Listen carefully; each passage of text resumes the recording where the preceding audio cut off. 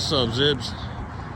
Coming to you with a 2022 KTM Duke 200. It's a 22 model, 200cc or 196 to be exact, whatever it is. I usually don't do reviews, but I couldn't find too many review videos that were in America, at least. So anyway, I don't want to make this too long. Let's get into it. I've had it now. It's got 790 something miles, so I got a pretty good feel for it. I'm going to start off by the positives and then go to the negatives. And again, this will be real quick. It should help somebody that's on the fence, whether to buy this or buy something else in its class. Okay, so the positives, I mean, look at it. It is badass. Designed very well. Color schemes, you can get it in white and black with orange wheels, or this color scheme right here, badass. Like, looks very good, very attractive, gets a lot of attention. Now, the other positives, besides looks, it's got some nice little features like these LED daytime running lights, like kind of like the newer cars have, and then nothing else that's really special.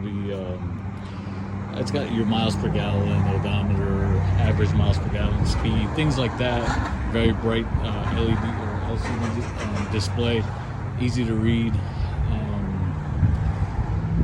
That's pretty much it for the positives. Oh, and now the rideability aspect, it is super smooth, unusually smooth. When I bought this, I paid for it and I left. It was the first time I ever drove it was after I paid for it, and that's just the way I kind of surprised myself. I don't know, but anyway, I thought being a single cylinder that was going to be a little rattly, a little vibration here and there. It is super smooth, unusually smooth. And it's got a lot of power in the bottom end. Of course, it's a 200cc, so you know it tops off at like 74, 73 miles an hour. So it's not really made for long distance highway cruising, but man, in town and twisties and hills, very good bike. So that was it too. Now the negatives.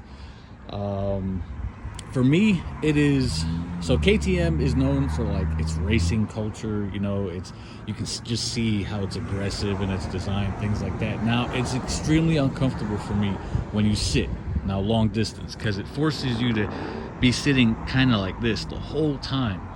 And no offense, but if you've got big balls or a bad back, it's gonna hurt right here. And it's not comfortable. I find myself, you know, doing this at red lights, just trying to free myself up. But again, that's just the way it is. It's designed like that, right? It's race inspired, that aggressive racing stance. That's just what it is. Now, will that be fixed with a like an aftermarket like gel seat or something like that? Probably, but it won't change the fact that you're still like this. It's still a standard bike, so the handlebars are up here. It's good, but it does take a toll on you if you've got bad back, or you don't like to be in this kind of a position much. The other thing is the aftermarket support for this is kind of non-existent. And if you find it, it's always in India or China or Singapore, and it takes forever to get here. I mean, I did find some like generic like frame sliders like you see there. I did find an eBay, what's it called, tail tidy fender eliminator kit, but really not much else. I tried to find like I love to upgrade to get rid of those signals period and get the integrated taillights, but there just isn't one for this bike. If you wanted to upgrade the turn signals up here, you'd have to get like an aftermarket set and rewire it yourself, versus like Honda CB500s and MT-06s, 7, stuff like that. They're just plentiful with these kind of plug and play parts, but not for the KTM. So again, if you want to stand out, you know, have something that not a lot of people have, this is a great bike. They're sold new in the majority of the motorcycle stores, but used market for these is kind of hard to find. I don't know. You can find a lot of the other bikes. Again, I guess it depends on your area, but you can find a lot of the other bikes in this class used, but not this one too much. What else? The last negative I'd say is again, being a 200. This shouldn't really make or break a decision for you, but there's a lot of shifting involved.